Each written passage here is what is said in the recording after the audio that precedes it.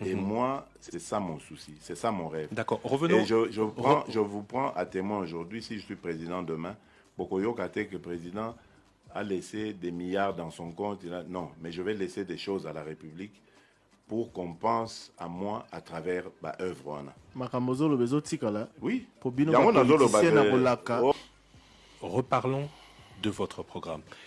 Que va-t-il se passer si vous êtes élu le 30 décembre? Quelles seront vos premières Je ferme d'abord tous les cachots de la République. Tous les cachots, là, ANR, des MIAP, machin, tout là où ils enferment nos compatriotes injustement, arbitrairement. Ça commence. Le premier jour, on ferme tout ça. Le pays a vraiment besoin de sortir de l'enfer dans lequel le régime actuel l'a plongé.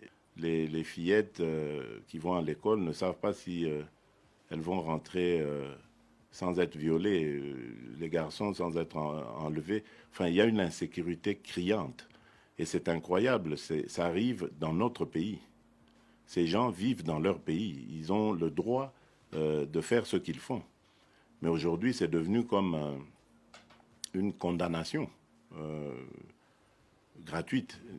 C'est vraiment un calvaire, à tel point que Vital Kamerhe et moi, vous savez, nous formons le ticket gagnant, nous sommes promis d'aller là-bas, nous installer. Si les Congolais nous font confiance et me portent à la magistrature suprême, eh bien, nous irons nous installer quelque part à l'Est jusqu'à ce que la paix va devenir définitive. C'est vraiment la priorité des priorités, parce que vous pensez bien, un pays qui veut décoller, qui veut aller sur la voie du développement, il ne peut que commencer par la paix. Et si on ne commence pas par là, ça ne sert à rien.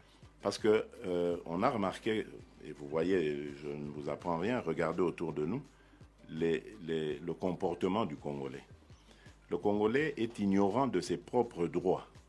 Le Congolais peut aujourd'hui ne pas être payé par son patron pendant 3, 4, 5, 6 mois, voire une année, mais il vient toujours au travail sans rien réclamer. Il ne proteste pas. Et demain, il sera même l'applaudisseur de son patron. C'est pas normal. Nous allons commencer par un recensement de la population, parce qu'il faut savoir à combien de Congolais nous sommes réellement, dans le pays comme à l'étranger. Il faut connaître nos concitoyens, le nombre de nos concitoyens à l'extérieur. On fera une identification, parce qu'il faut identifier, différencier les nationaux des étrangers. Il faut savoir, tout ça, c'est ça qui pose des problèmes. Même quand on a des élections aujourd'hui,